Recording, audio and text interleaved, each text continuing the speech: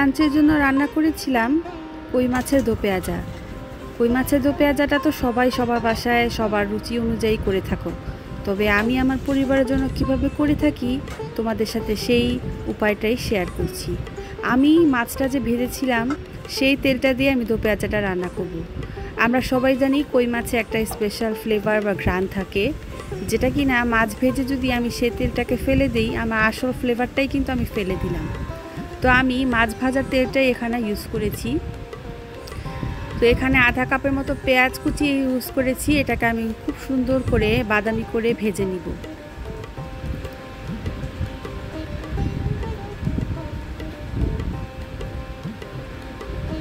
Golden brown হয়ে আসলে এখন আমি এখানে দিয়ে দিচ্ছি সামান্য করে আদা রসুন বাটা। আদা রসুন বাটাটা অবশ্যই ফ্রেশ ইউজ করতে হবে। তারপর আমি এখানে দিয়ে দিব ফ্রেশ পেঁয়াজ বাটা। পেঁয়াজ বাটাটা অবশ্যই ফ্রেশ হতে হবে। ফ্রিজে রেখে দেওয়া পেঁয়াজ বাটা কিন্তু অনেক সময় একটা ব্যাড স্মেল আসে, সেটা তো পেঁয়াজাতে অ্যাড করলে কিন্তু ফ্লেভারটা ভালো আসবে না। তো পেঁয়াজটাকে খুব সুন্দর করে আমাদেরকে ভেজে নিতে হবে। তারপর র স্মেলটা চলে গেলে এখন আমি ইউজ করেছি টমেটো কুচি। টমেটো কুচিটাকেও আমি খুব সুন্দর করে নেড়েচেড়ে নরম করে নিব।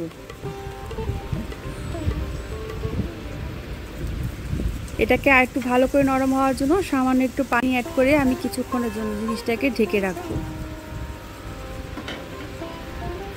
রান্না তো অনেকভাবেই করে খেয়েছো, এভাবে একবার রান্না করে খেয়ে দেখবে। আমি জানি, আমার বিশ্বাস যে তোমাদের সবারই খুব পছন্দ হবে।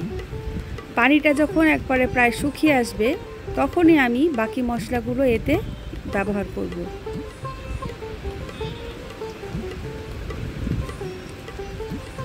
এখন দিয়ে দিচ্ছি আধা চামচ হলুদ। যেহেতু আমি 3টা মাছই রান্না করছি সেজন্য আমার মশলাটাও কম লাগছে। আর দিয়ে দিচ্ছি 1 চা চামচ লাল মরিচ গুঁড়া আর আধা চামচ ধনিয়া গুঁড়া। তোমাদের মাছের কোয়ান্টিটি বেশি হলে এই সব মশলা তুমি সেই আন্দাজে বাড়িয়ে বা কমিয়ে নিতে পারো। এখন আমি এই মশলাগুলোকে খুব সুন্দর করে কষিয়ে নিব ভালো করে, যাতে করে কোনো রকমের কাঁচা স্মেল না রয়ে যায়। তুমি ঘ্রাণটা শুনলেই ফিল করতে পারবে যে কখন তোমার মশলা কষানোটা হয়ে এসেছে। তো এখন আমি সামান্য একটু পানি দিয়ে মশলাটাকে আরও কিছুক্ষণ নেড়েচেড়ে ভালো করে কষিয়ে নিব। আসলে রান্নার মজাই কিন্তু এই কষানোর উপরেই ডিপেন্ড করে। যে কোনো রান্নাই হোক, যে কোনো টাইপের কারি হোক, মশলা কষানোটাই কিন্তু একদম সবচেয়ে বেশি ইম্পর্টেন্ট। এখন আবার তেল ভেসে আসা পর্যন্ত ওয়েট করছি।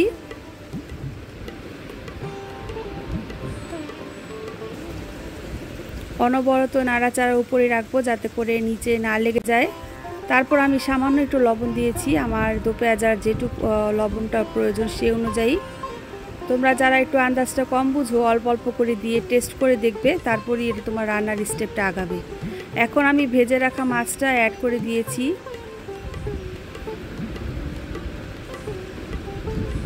মাছটাকে আমি খুব কড়া করেও ভাজি নাই, আবার একদম হালকাও ভাজিনি, মিডিয়াম আকৃতিতে ভেজে নিয়েছি।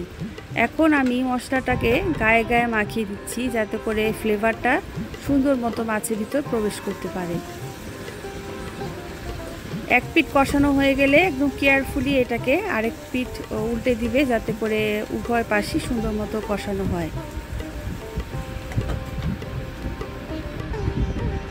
আবার কিছুক্ষণের জন্য ঢেকে দিচ্ছি। ফিরে আসলাম। এখন আমি সামান্য একটু করে পানি দিয়ে দিচ্ছি, আর এটাই হলো আমার ফাইনাল টার্ম। এখানে আর পরে আর কোনো পানি যাবে না। হালকা করে দুলিয়ে দিচ্ছি, কারণ এই পর্যায়ে যদি আমি খুন্তি দিয়ে নাড়াচাড়া দিতে যাই অনেক সময় ভেঙে যাওয়ার একটা প্রবণতা রয়ে যায়। তো সেজন্য আমি এটাকে দুলিয়ে দিচ্ছি।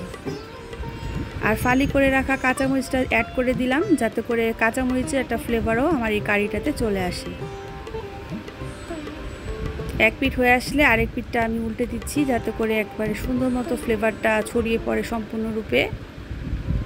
মাছের ঘ্রাণ, মশলার ফ্লেভার সব কিছু একাকারে মিশে একদম একাকার হয়ে যাবে।